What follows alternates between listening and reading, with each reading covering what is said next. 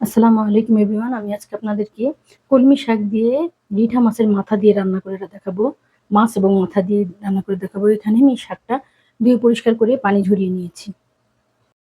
এখানে রিঠা মাছটা আমি পরিষ্কার করে মাছ এবং মাথা, লেজ পরিষ্কার করে লবণ, হলুদ এবং মরিচের গুঁড়া মেখে নিয়েছি। এখানে একটা বড় সাইজের পেঁয়াজ কুচি করে নিয়েছি। ১ চামচ আদা বাটা, ১ চামচ রসুন বাটা, কয়েকটা কাঁচামরিচ, লবণ এবং এক্সট্রা ভার্জিন অলিভ অয়েল তেল। এখানে মশলায় নিয়েছি ১ চামচ হলুদের গুঁড়া, ১.৫ চামচ কাশ্মীরি লাল মরিচের গুঁড়া, ১.৫ চামচ ধনিয়ার গুঁড়া, ১.৫ চামচ জিরার গুঁড়া এবং ১.৫ চামচ মিক্স মশলা। এখানে একটা ফ্রাই প্যানে আমি অলিভ অয়েল তেল দিয়ে দিয়েছি। এখন এখানে মাছ ভেজে নিব। ২ পাশ বাদামি করে মাছটা ভেজে নিব।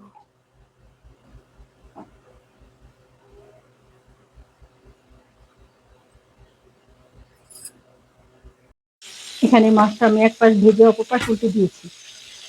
মাছটা ভেজে ফ্রাই প্যানেই রেখে দিব। এখানে মাছটা ফ্রাই প্যানে আমি রেখে দিয়েছি। এখানে একটা ফ্রাই প্যান নিয়ে নিয়েছি, ওখানে আমি অলিভ অয়েল তেল দিয়ে দিয়েছি। এখন এখানে দিয়ে দেবো পেঁয়াজ কুচি, সাথে দিয়ে দিব ১ চামচ লবণ। লবণ দিয়ে আমি পেঁয়াজটা হালকা বাদামি করে ভেজে নিব। এখানে পেঁয়াজটা আমি ভেজে নিয়েছি। এখন এখানে দিয়ে দিব আদা বাটা, রসুন বাটা। আদা বাটা, রসুন বাটা দিয়ে আমি এখানে সব মশলাগুলো দিয়ে দিব। মশলা দিয়ে সামান্য একটু ফুটানো গরম পানি দিয়ে আমি মশলাটা ভালো করে কষিয়ে নেব। এখানে ফুটানো গরম পানি আমি দিয়ে দিয়েছি। এখন মশলাটা ভালো করে কষিয়ে নেব। মশলাটা গন্ধ চলে যাওয়া পর্যন্ত মশলাটাকে ভালো করে কষিয়ে নিতে হবে।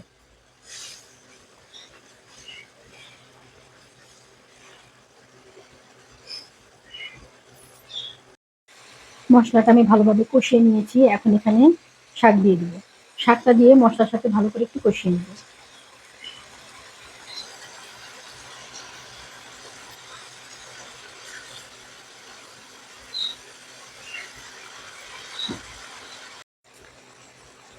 শাকটা মশলার সাথে ভালো করে কষিয়ে নিয়েছি।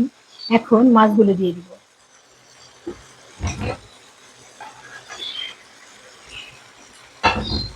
মাছগুলো দিয়ে শাকের সাথে একটু ভালো করে কষিয়ে নেব।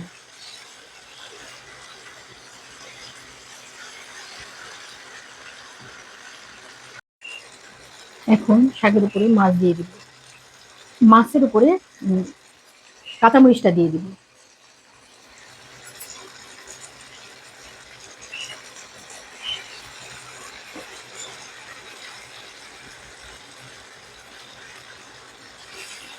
এখন এখানে ফুটানো গরম পানি দিয়ে দিব, যাতে শাকের সাথে মাছটা ভালো করে রান্না হয়ে যায়। এখন এখানে ফুটানো গরম পানি দিয়ে দিব। শাকটা একটু মাখা মাখা ঝোল হবে, একদম অনেক বেশি ঝোল না, একটু মাখা মাখা ঝোল হবে। এর জন্য ওই পরিমাণ পানি দিয়ে দিব, যাতে শাকটা মাছটা রান্না হওয়ার পরে একটু মাখা মাখা ঝোল থাকে। এখন আমি শাক থেকে পানিটা একদম মাখা মাখা হওয়া পর্যন্ত রান্না করে নিব।